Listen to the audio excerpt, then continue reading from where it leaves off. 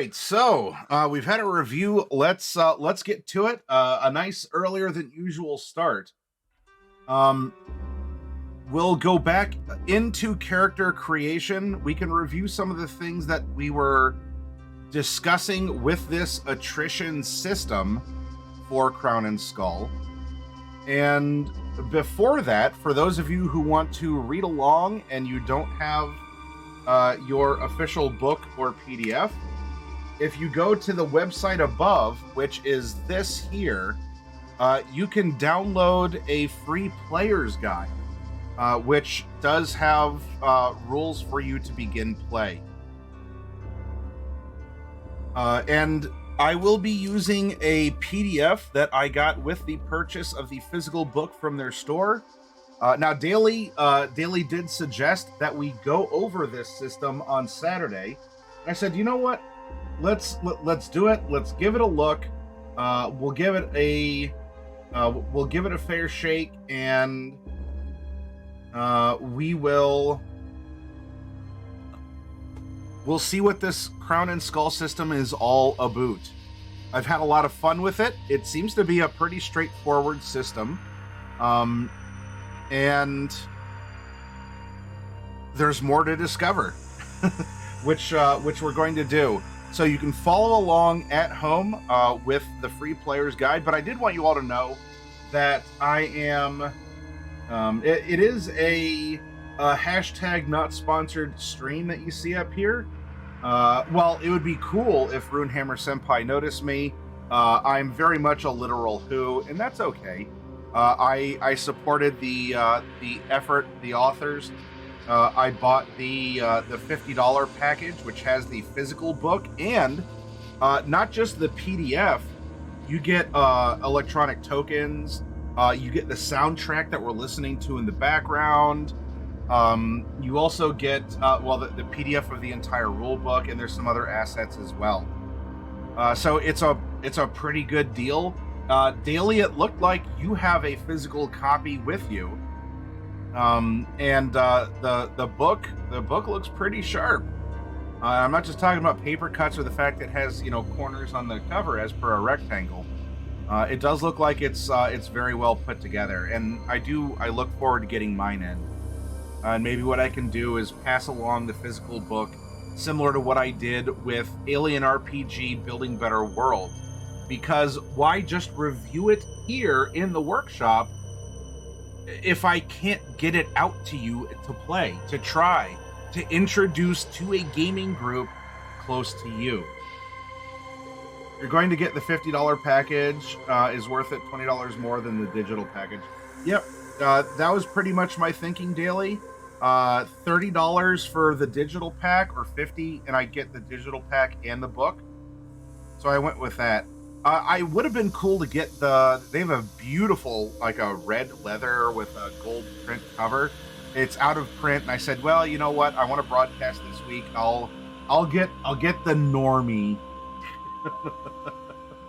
I'll get the normie pleb tier book. Yep, I do want to look more into the art as well. So I'm very excited. I'm very excited to do that. So follow along. I'll have the PDF up on screen here, and I will be narrating through things. We can have a discussion about it in chat. And I believe everything I've shown you so far, anyways, in the free player's guide. But throwing it out there. Not that I've received a cease and desist by Runehammer, but I want to teach it. I want to get people playing this. I've been very intrigued by the system, how it works, and that there is very much this player focus. This was very neat, as well as the adaptability of the system in what happens and in how it works. Did I play the Crown and Skull player intro? Maybe. All right. Well, if you have that. Oh, also, if you want to create a character online, which is something that we can explore. In fact, I'm kind of curious. Let's go into this. because this is pretty much where we had left off. Was after the character creation chapter. It was very versatile. It was nice. You could do some quick random generation as well.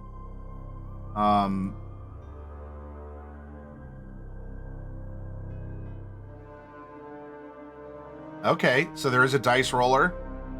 We rolled a 10. We're equipped with charms and holy symbols.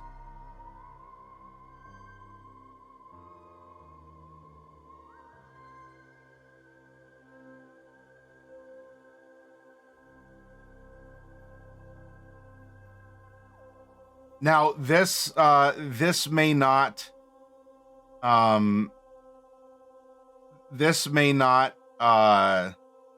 mean anything to you as I'm clicking through, which is fine.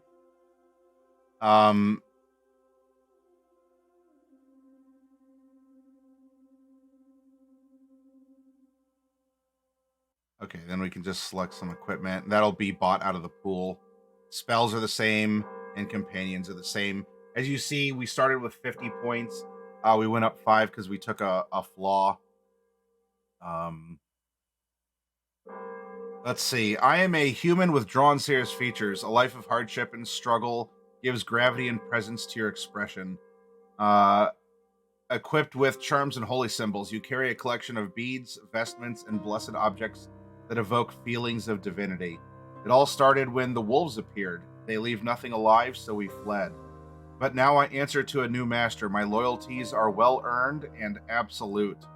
My hometown is Gardenborough, Forest Refuge. This town was founded by elves centuries ago as a way station for forest caretakers and foragers. Since then, it has grown to a few hundred residents and many travelers crossing the west. To call this town home, you'll be diving into mysterious forests, a long-standing feud with frogmen, tensions with dwarves, and the mists of the Emerald Narrows. Gardenborough is an elemental place, a pilgrimage for druids and nature folk of the realm. Our flaws that were injured. This common flaw should be taken a few times in a character's lifetime. An injury brings a -1 maximum skill inventory.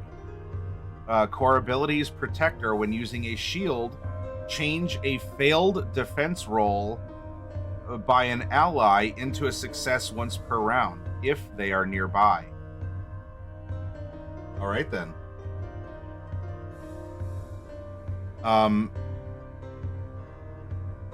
And we can add more skills as well as increase. Do you see how as we're increasing our roll, our points are going down?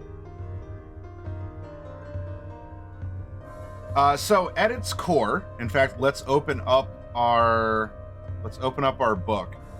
At its core here, this is a D20 system, but this isn't 5e compatible. It uses a D20, and that's about where the similarities end.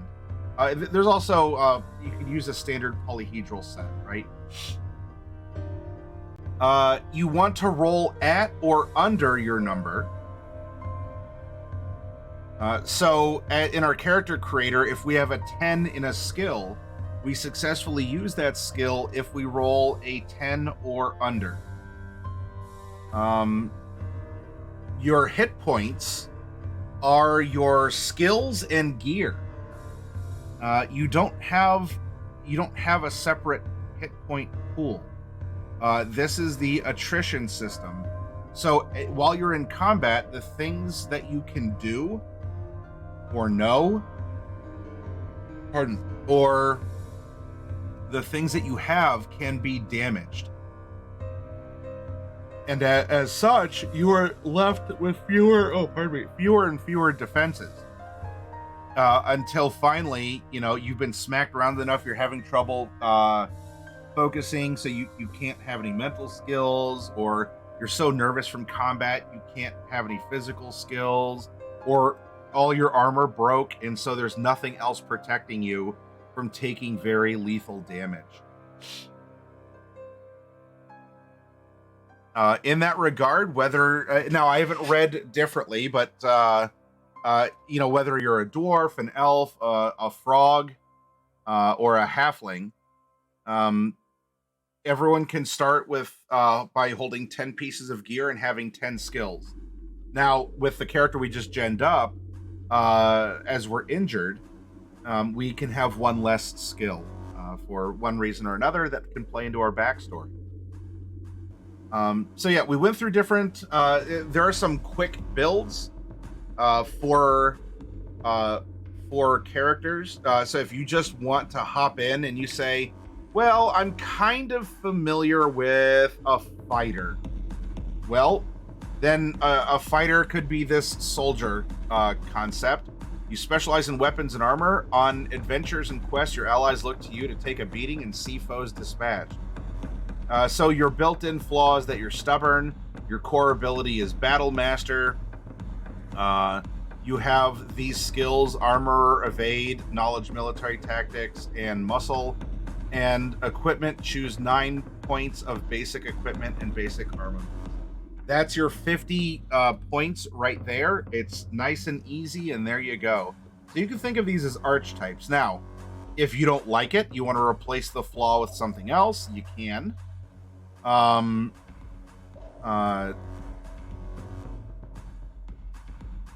But these are great for quick start, and as you see, this is your character sheet.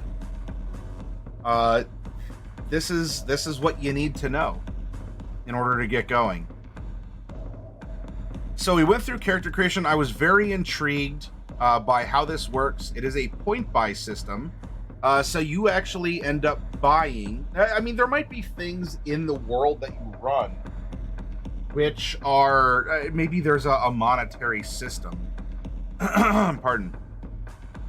Though you generally buy equipment with your hero points, which are like your experience points for completing quests and the like. So that is the budget of such things, and you can upgrade your equipment, you can upgrade your spells, you can make custom equipment and spells using hero points. There's a lot you can do to invest more and more into your character over time by putting your hero points into new or different things, or expanding what you already have. So it's a simple and elegant system, and all of this helps to play the character because of the fact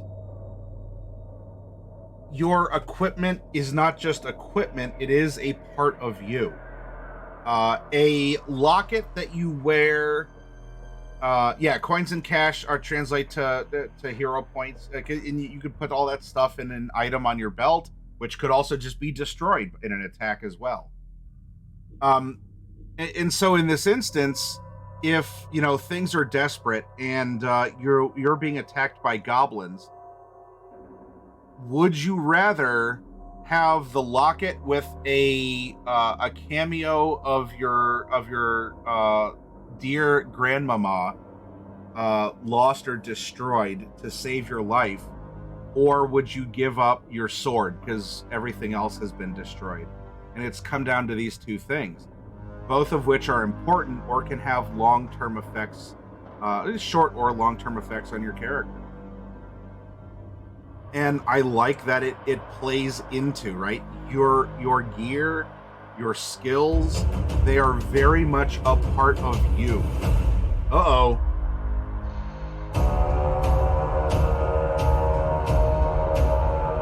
Let's get a shout out to a desolate fox.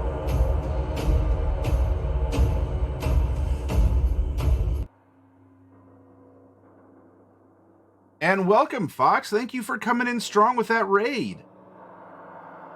What was happening in your Minecraft game?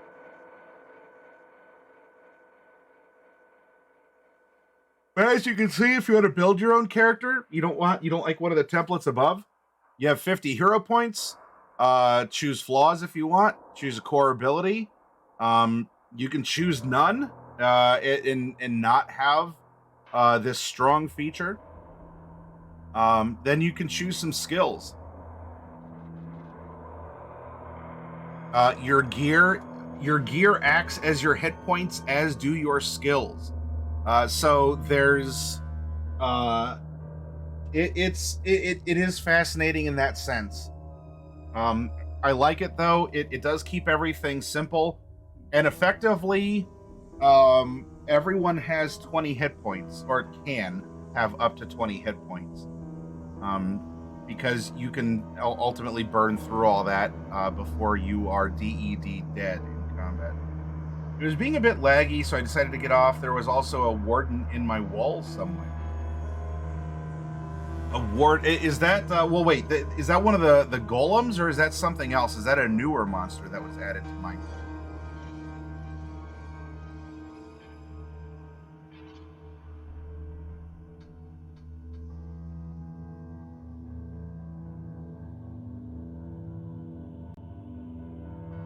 Oh, it's a newer one. Is it a super tough? Is it like a boss or a mini boss style character?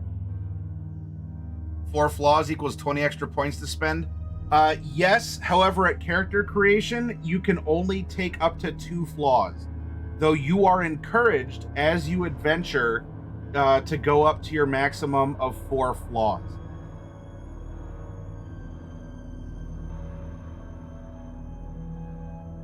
There's the list of core abilities that you can build and have this a completely custom character. Just because something says druid doesn't mean that you're a D&D druid. Master of the Wilderness gain tracking and hunting skills for free, each at 9. When outdoors, gain +3 on all skills. So this doesn't talk about metal or not using metal, using a sprig of mistletoe as a spell focus, or even spell casting at all. This is simply the placeholder name for this core ability. Yes, and I was very happy with the storytelling character generation that was offered.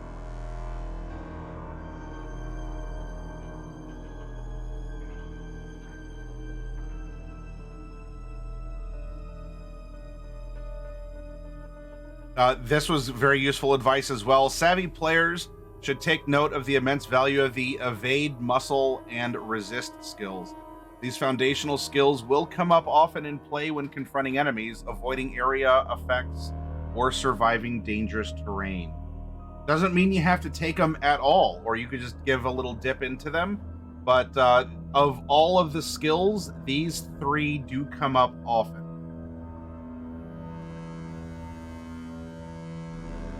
Yeah, no classes, no attributes. You get to be whatever you want. If you are a fighter, but you are all but naked, you have, and maybe you only know 3 skills because you put everything into your gear and you lost your gear. Then in effectively 3, it's more than 3 hits, but in 3 hits, you're done for. It's over.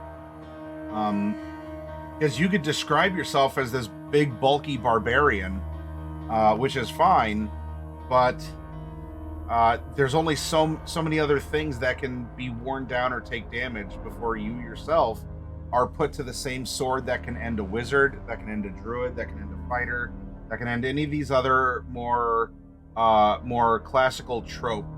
And I don't say trope in a bad way, but just these the archetypes, the tropes of these classes. You are your own character.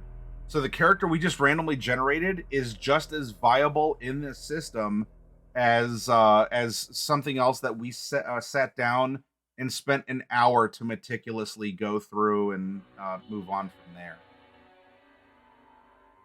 You see that you buy your gear with those same hero points. The gear can get worn down, can get destroyed, can get lost. And if that happens, well, there's less stuff getting in the way of damage and you dying.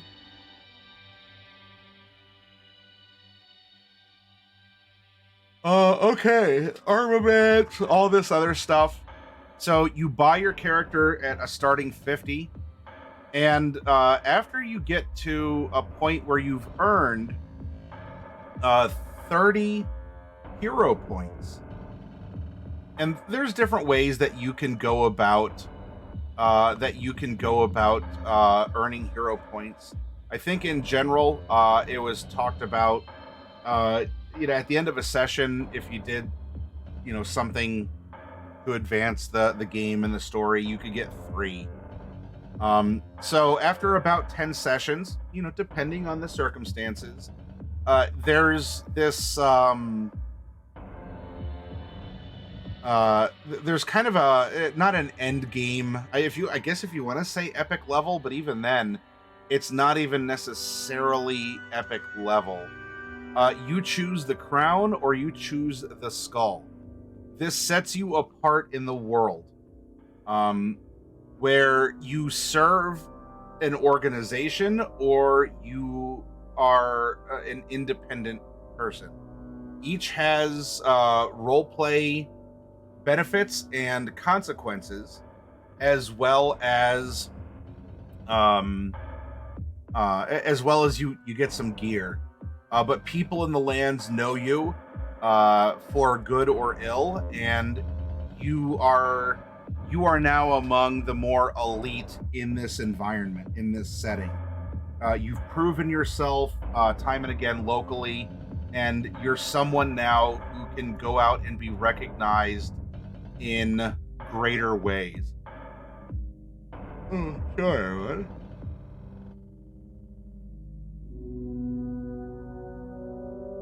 Oh, I'm sorry, it's not after 30, it was after 25. After several perilous chapters, a character earning 25 or more hero points in play, not at creation, will earn the attention of mighty forces. This hero is ready to make the ultimate choice, the crown or the skull. Once this threshold has been crossed, the GM will find an opportune moment to pose this question as part of the ongoing story. The deliverer of this choice will be a familiar lord, king, mentor, or trusted ally. Larger forces are at work, and a call to greater duties arrives at last. So this is, yay! Like, we don't have to just, kill goblins in the swamp all the time now. We can actually go on and serve the king, or serve this lord, or be fiercely independent, a wandering Ronin. Hi, Kragar. We're doing a quick review, and we're pressing forward from there. So the crown is not simply the good guys, nor is the skull wanton evil, which I do appreciate. This is probably the closest you get to having an alignment, which is not an alignment, but if you like that kind of structure or an idea of it, serving the crown or serving the skull does give you this kind of pardon me, goodness, does give you this kind of significance. You have entered this other tier of play, and mind you, after 25 hero points, that could be your character. That's your starting character, and all you've done is dump 25 points into getting a horse. But it shows the power of having that kind of a comrade by your side. So those who choose the crown will join an order of protectors, knights, and heralds sworn to the well-being of the realm, the sanctity of all life, and the upholding of ancient codes. They swear to honor the decrees of kings and queens, to serve as a beacon of truth and loyalty. Gain 6 hero points. Choose any one crown skill at no cost, value 9. Choose any one crown equipment at no cost. Take the crown sworn flaw. Gain a ring of the anvil's light for an extra gear, extra effect. The skull, you get 9 hero points. Choose any one skull skill, value 9, any one skull equipment, get the Ronin flaw, and you get a ring of the skull.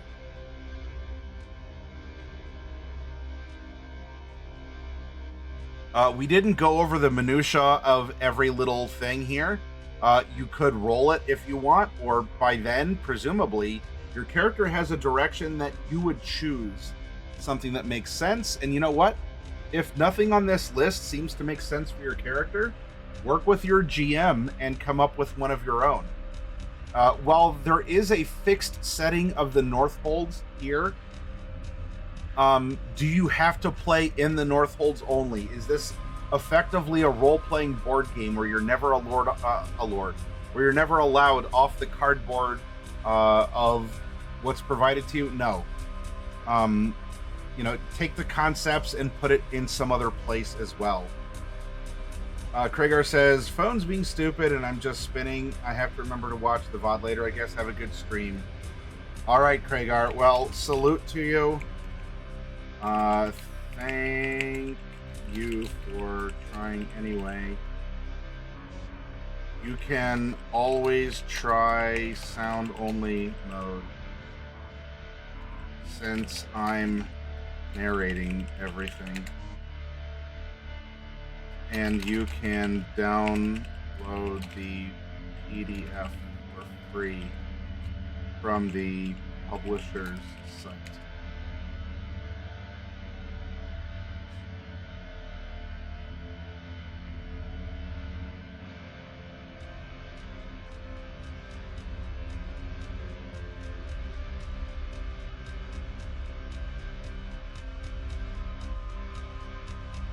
All right, we get into some NPCs, things for consideration for world building. I didn't go over this. I mean, the fluff in here, it makes sense and is consistent and cool. But I'm worried more about the mechanics first, and we can go back and work in the fluff later. And so where we left off was after orders, guilds, and here. And here we go. The Path of Magic is where we are going to be picking up.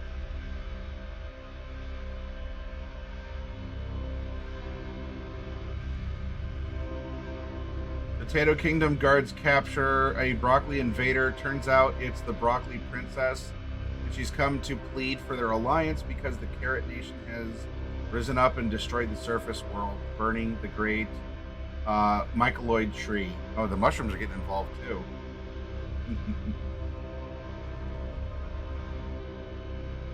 Yep, even his typing is narrated. He means everything.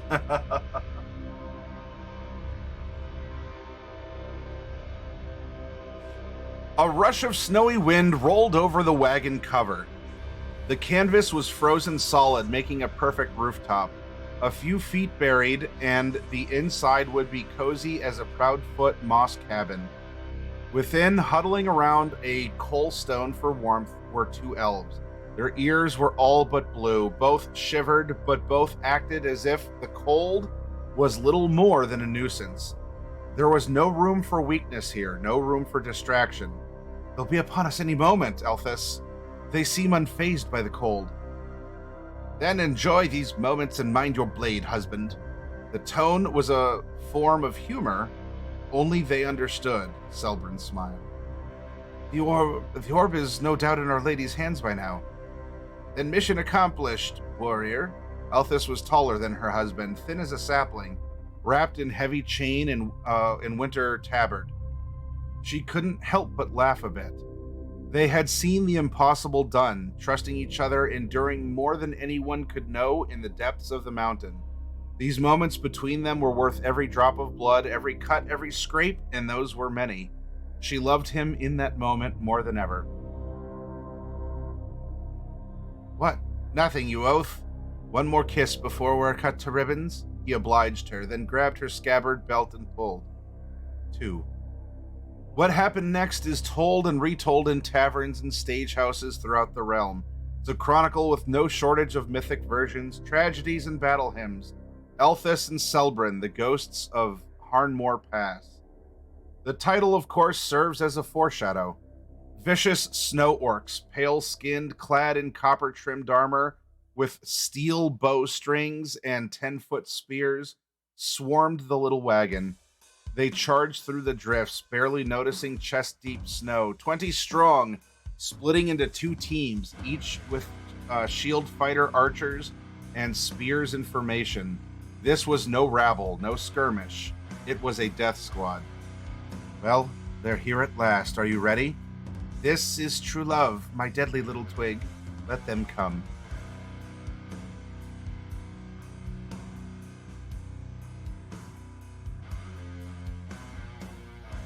If you have turned to this page, you are a seeker of hidden truths. Not content to carry steel and arrow, you are drawn to the dark arts, the magic power that crisscrosses the universe. Maybe even applesauces it too. You are one who would walk the Semite Arcanum, the path of magic. Players are, of course, encouraged to use the spell rules and lists provided in the player's guide.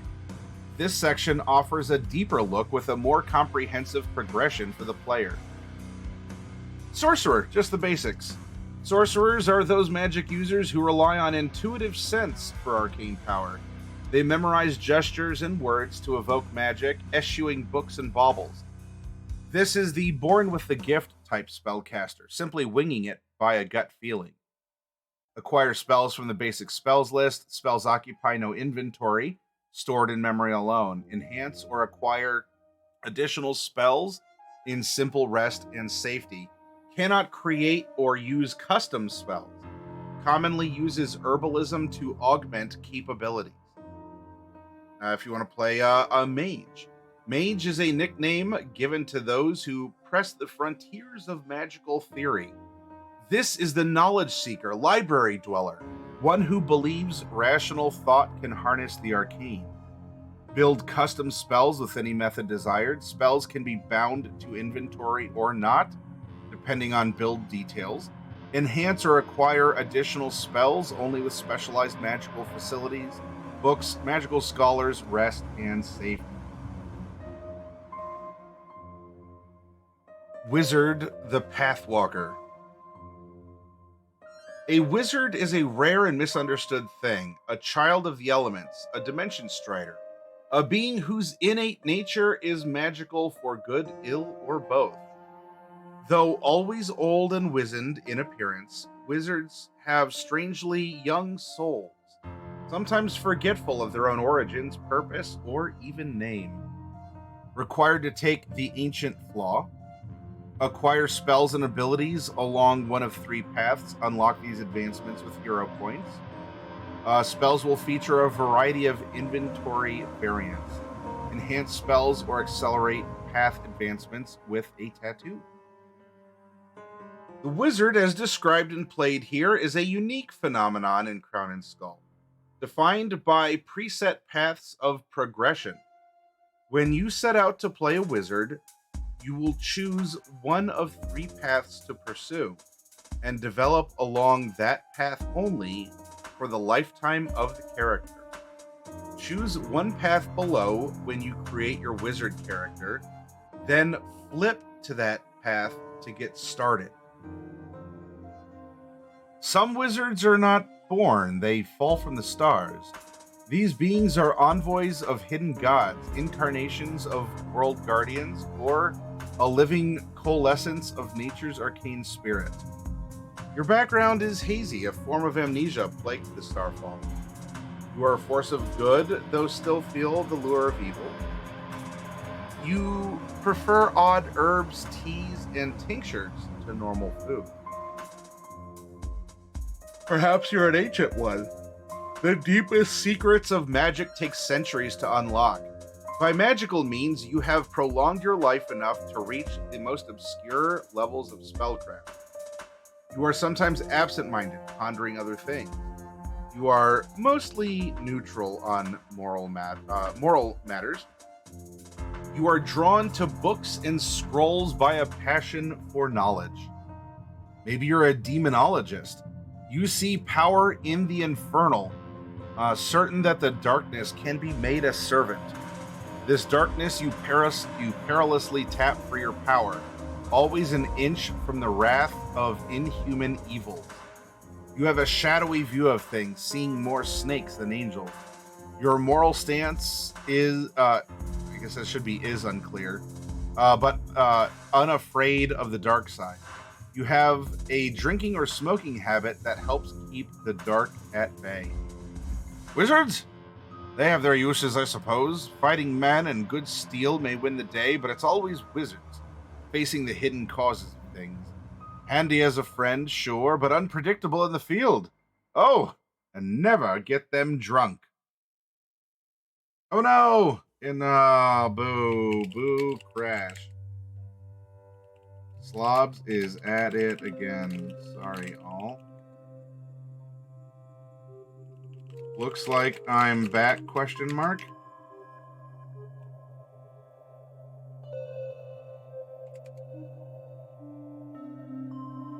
Yay, I'm back again.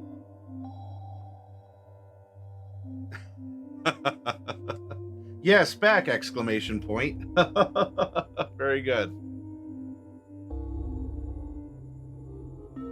Starfallen, you are but a leaf on the river of the cosmos, an instrument of vast and ineffable powers who wish to see good in the wilds of mortal folk. It is unclear exactly what you are, but your destiny and great magical power are profoundly intertwined. So awaits the path of the Starfallen.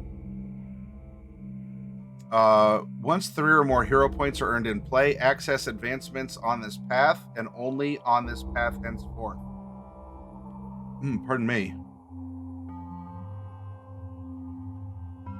Okay, so this is very structured building, whereas before, well, let's see, that was just the wizard talk. Oh, pardon me, sorry.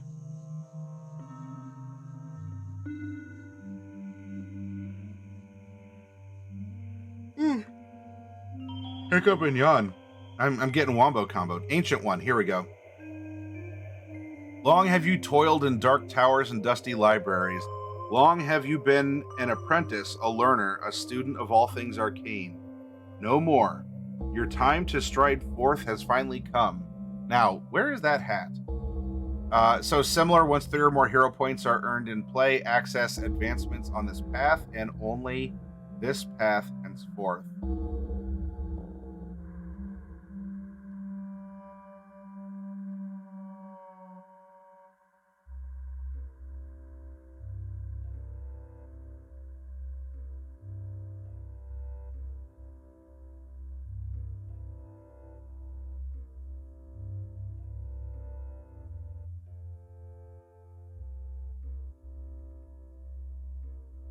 Okay, so these advancements that you can pick and choose as you're still playing your character are very thematic for the type of wizard that you're playing. I like it.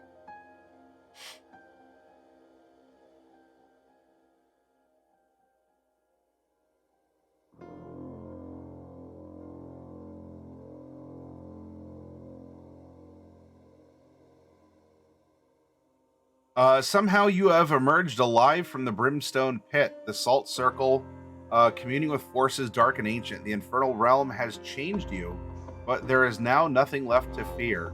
With this dark power, you will see your enemies undone and your allies immortal. And by the way, to point it out, once 3 or more hero points are earned in play, so you can start by building a character like anyone else, and if you choose to specialize in this kind of wizardry, you can do so after you've earned 3 points through role playing, through your session. I am interested. I'm not going over each one, and especially because my brain is going to want to try and balance them and look for loopholes and infinite combos and such. I'm not worried about that. For a wizard to enhance or accelerate their mysterious growth in power, they are sometimes willing to press the bounds of dimensions, making contact with otherworldly entities, demigods, immortals, or even the dead. When this occurs, a tattoo is seared into the flesh of the practitioner, ever scarring them as a cost paid for such dangerous arrangements. Making a bargain. In time, a wizard will be pondering advancement, a research project, a visit from a mentor, or access to arcane tomes may be at hand. In this state, the ambitious or desperate wizard may ask, do I dare invite greater forces to hasten this process? If the answer is yes, a player should propose a bargain with the GM. A bargain as described here is made between the wizard seeking power and the semi-sentient demigod of magic energy called the Arcanum. It speaks in a booming voice, shakes the walls, and demands reverence. What can you offer? Overspend. If a bargain is struck in rest and safety, the wizard is granted 3 hero points to be used immediately on the advancement desired. This boost in spending power can either access high cost advancements or be used to upgrade an advancement. You can gain during action. If a bargain is struck, the wizard may be granted an advancement during action scenes rather than with safety and rest as usual. In such a case, the advancement is purchased and granted instantly, but cannot gain the overspend benefit. The tattoo. Once a bargain is struck with the Arcanum and the advancement gained, the wizard is subjected to a painful ordeal of tattooing. This mark contains the acquired advancement. If it is destroyed or lost, with loss of limb, for example, the advancement will be lost. The tattoo takes 1d4 rounds to burn into the wizard's flesh. During this process, no other actions may be taken. The wizard will grunt and strain with agony, staying quiet only with resist rolls. Hi, Zulu. Welcome. A bargain tattoo is seen as a dark omen by many magic users, townspeople, and nobles. If detected, it will cause unfavorable responses from such folk. There may even be schools of magic study or certain academic locations that will deny entry if the tattoo is seen.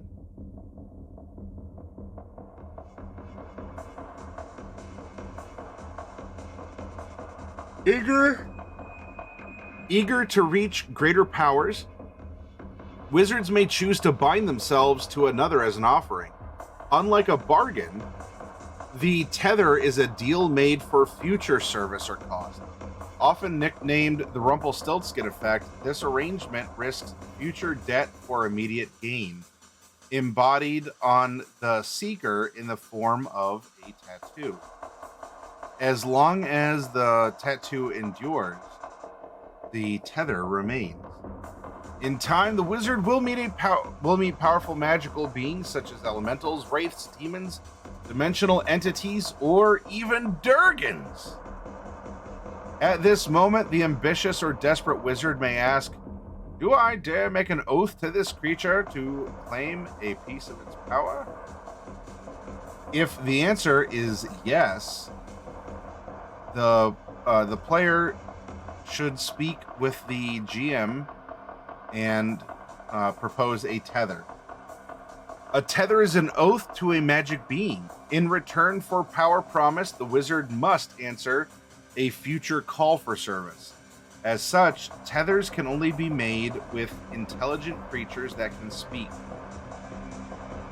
Usually, an offer benefits the master more than the servant. If a tether is set in rest and safety, the wizard is granted 3 hero points to be used immediately on the advancement desired. This boost in spending power can either access high-cost advancements or be used to upgrade an advancement. Gain during action. If a tether is set, the wizard may be granted an advancement during action scenes rather than with safety and rest as usual. In such a case, the advancement is purchased and granted instantly, but cannot gain the overspend benefit. The tattoo.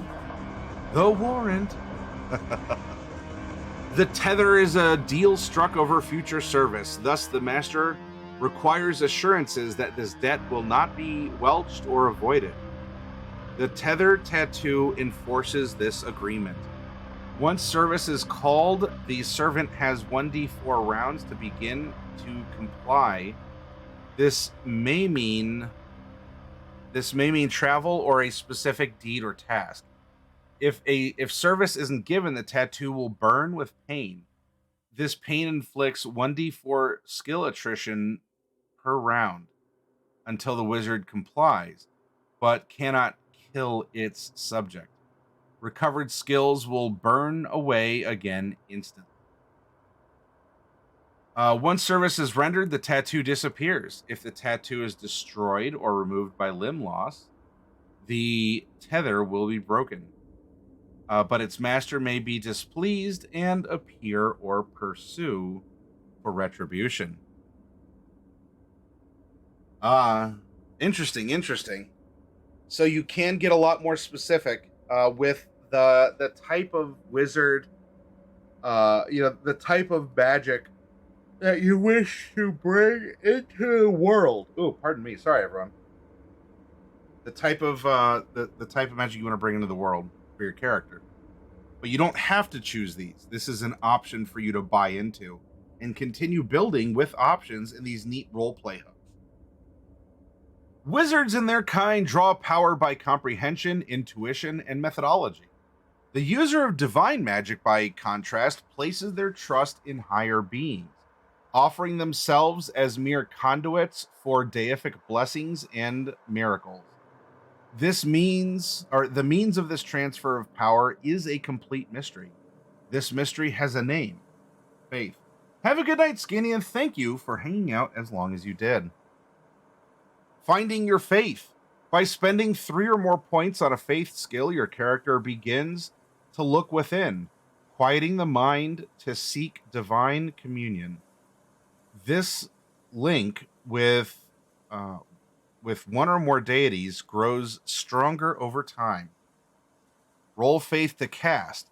Once you have pledged yourself to one or more deities, you may use your faith skill in place of a magic skill to avoid unstable effects or as a magical resistance. Gain faith. The faith skill is highly variable.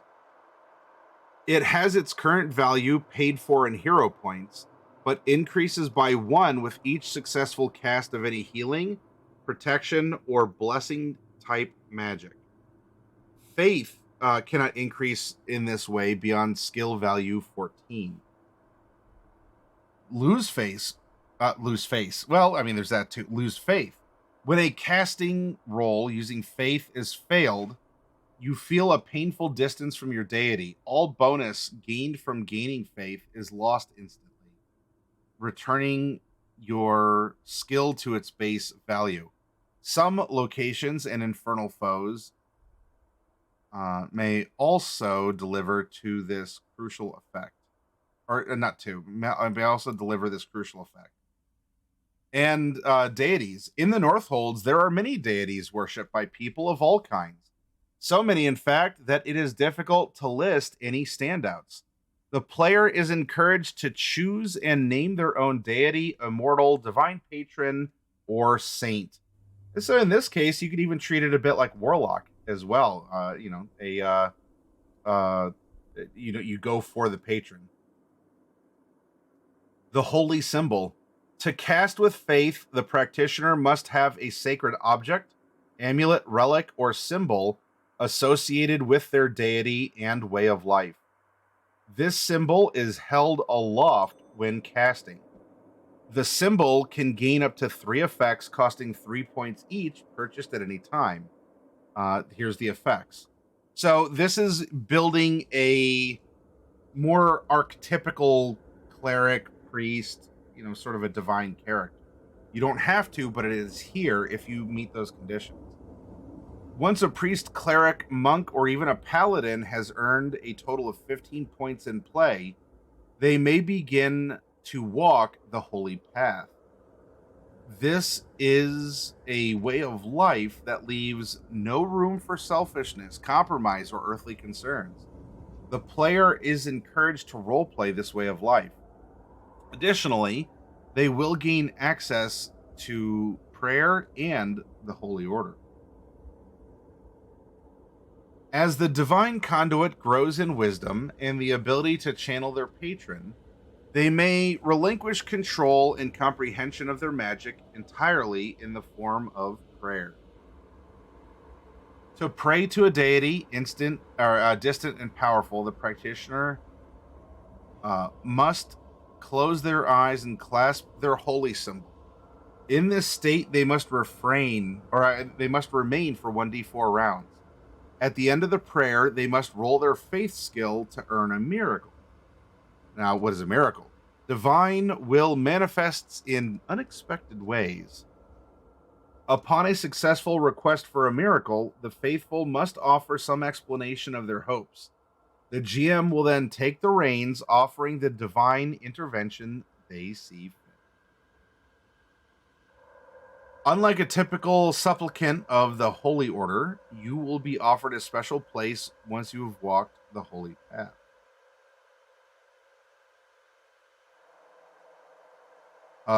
Once, as a high priest, once you have walked the path, the next abbey or place of worship you visit will include a high priest to take you in as a loyal aspirant.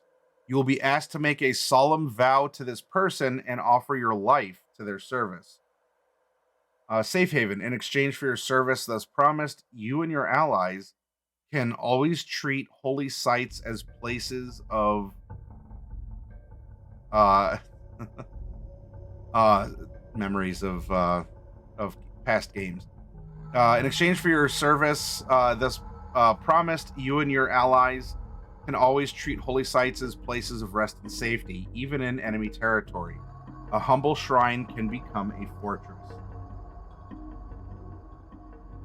Once you have earned 50 or more points in play, you will be awarded a stronghold, abbey, or holy site as your own and proclaimed Divine Lord of that area. This title will earn you land, equipment stores, a few loyal servants, and invitations from various dignitaries. For many, the path to king begins with becoming a divine lord, while others retreat into meditation for decades. The holy path is different for each one of the faithful, for the divine is a truth of many truths. Wild magic. Whether you be a priest, monk, starfallen wizard, druid, bard, or librarian mage, there is a school of the arcane that can be tapped at any time. If the practitioner can contain the energies at play, wild magic. While tremendously versatile, wild magic is also unstable, formless, with a will of its own. The guidelines for casting this way are as follows. Conjuring a wild spell. A skilled player has a command of the effects and limitations found in the custom spells section. With this as a loose guideline, the user of wild magic conjures a spell from nothing, improving on the spot to conceive of a spell-like outcome of magic power. Consulting briefly with the GM to confirm the details and outputs of the spell, they are ready to cast. Conjuring a wild spell requires one full turn. Good note about conjuring spells. Once a wild spell has been conjured and the GM is in accord, it's ready to cast. Roughly speaking, apply the rule below. This is the only way to cast wild magic.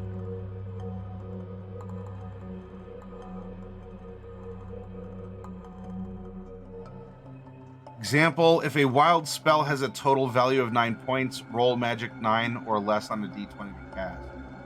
If the spell value exceeds the magic skill, it cannot be cast. If a wild spell cast roll is failed, roll 1d4. 1. Caster suffers flesh attrition and is stunned. Caster suffers flesh attrition and cannot use magic. Desired effect is achieved, but in an opposite form, or fizzles and sparks as nearby enemies.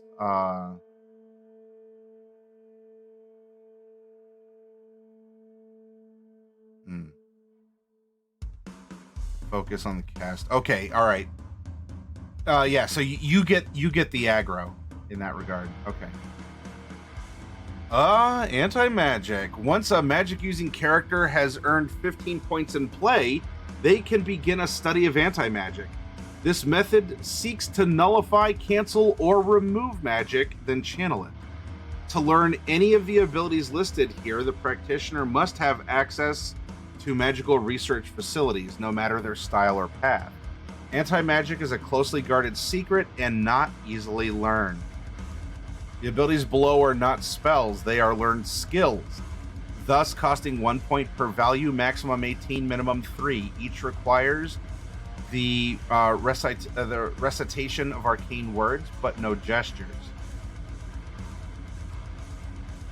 Dispel magic, destroy magic, counterspell, anti-magic sphere. Each have effects that you can read if you want to be a spellcaster.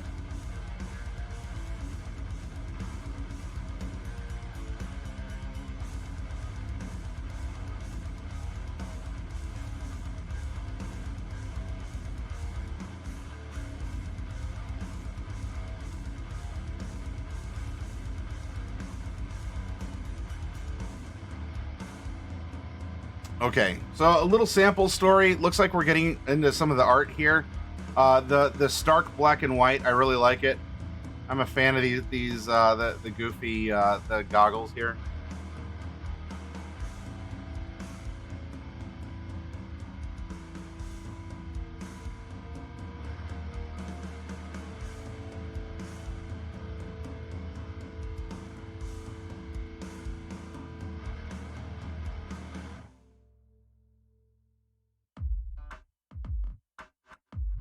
Mm.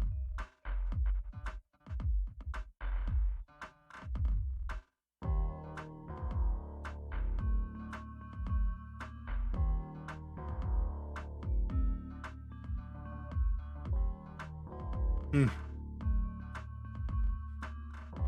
The looks are nice. I'm definitely a fan of this style. Macabre Derek, this tends to be his kind of style as well. Though probably with the heavier inks than with the hatching.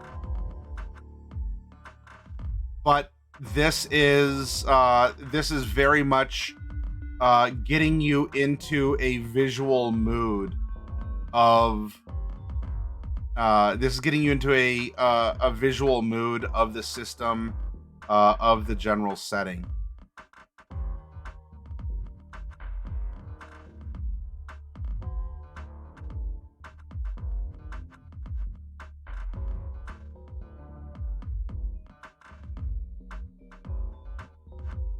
Huh.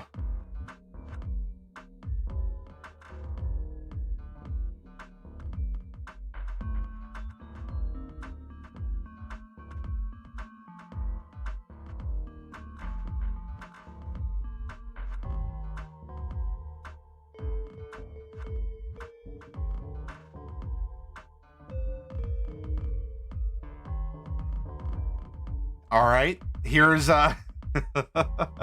getting more into the mood. Caligos, the River of Blood.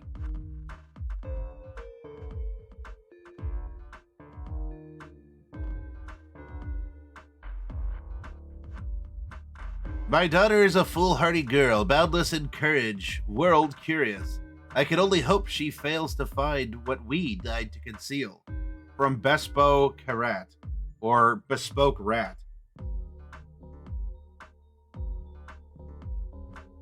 All right, so that finishes the player guide, right? The player notes, how to craft spells, how to make a character, specializations in magic that you don't have to get into if you don't want to, but are available over time.